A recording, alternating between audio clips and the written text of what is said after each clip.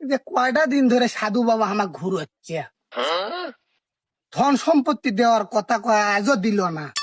দেখি আজকে যায় দেখমো দেয় কি না ধন সম্পত্তি।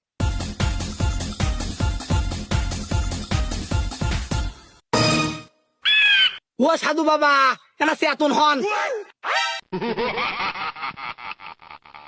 আরে বৎস, তুই আইছিস?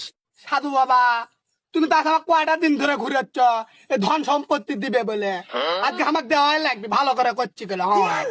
ও, তোর তো আবার ধন সম্পদ লাগবে। আচ্ছা, তুই আজকে আবার না আমাকে খুশি কর, তোকে আজকে ধন সম্পদ দিমই। তোমাকে তো আমি সালামি দিতে দিতে ফকির হয়ে গেল সাধু বাবা, তারপরও সমস্যা নাই, তোমার যত লাগে আমি দেবো, তারপরও আজকে আমাকে ধন সম্পত্তি দেওয়াই লাগবে সাধু বাবা।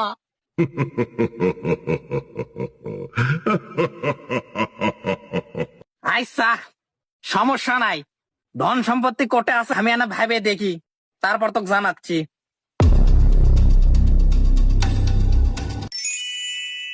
আরে বৎস, সম্পত্তির খোঁজ তো পায়ে গেছে রে, বাটি চালান দেওয়ান লাগবে, খারা। বকরি আগে সারা বেড়া কুত্তা আগে দই, এই বাটি খুঁজে বাই কর সম্পত্তি আছে কই।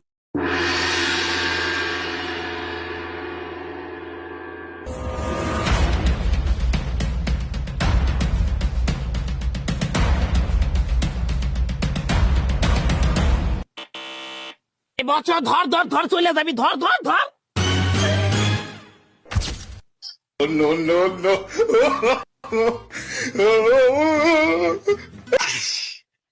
বৎস, আর কোনো টেনশন নাই, আর চলে যেতে পারবি না, তুই উঠে দাঁড়া।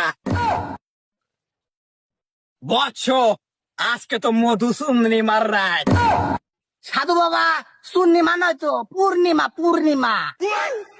আজকের রাত ঠিক 52টার সময় তুই এই জায়গায় যেখানে দাগ কাটলাম এর ভেতরে 160 ফুট খনন করবি, তারপরে তুই সেই গুপ্তধনের সন্ধান পাবি।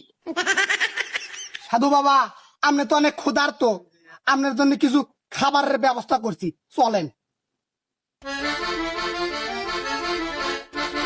বাবা আপনি এখানে বসেন, আমি খাবার আনতেছি। ঠিক আছে বৎস।